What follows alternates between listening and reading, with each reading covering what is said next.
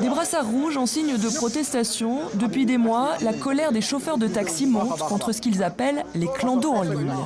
Ce procès est important pour l'avenir du secteur du transport. Avec le regroupement des taxis urbains du Sénégal, un syndicat, Malick Diop et ses confrères ont saisi la justice pour dénoncer la concurrence déloyale des applications de transport.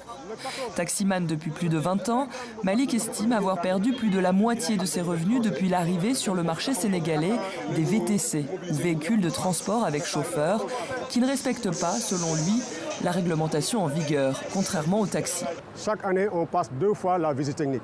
On paye une assurance de transport public de voyageurs qui est 4 fois plus chère que les assurances des particuliers. Nous payons aussi des droits de stationnement. C'est pourquoi nous, on dit qu'il y a une concurrence déloyale, favorisée par ces plateformes, par ces multinationales. C'est en 2021 que les premières multinationales du transport font leur apparition au Sénégal, comme la russe Yango ou la française Hitch. Elles se développent depuis à un rythme fulgurant. Fatou Fall, habitante du quartier de Ouakam, les utilise au minimum 1 à 2 fois par jour. Avant, je prenais soit les taxis ou les bus. Mais maintenant, je prends Yango de plus en plus. Il y a plusieurs options qui nous permettent de ne pas marchander parce que les prix sont fixes. Et la nuit aussi, c'est sécurisé parce qu'en prenant Yango, on peut partager notre trajet avec la famille qui va suivre la course jusqu'à la fin.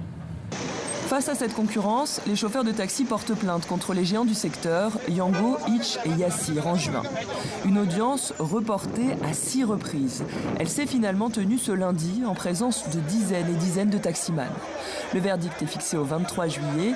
À la sortie, l'ambiance est électrique.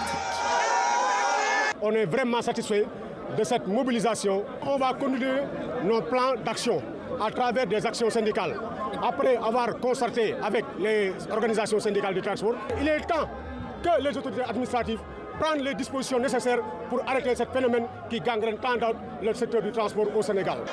Le mois dernier, le ministère des Transports a déclaré travailler à l'élaboration de nouveaux décrets pour encadrer et régulariser le secteur des VTC. Contacté, il n'a pas donné suite à nos sollicitations.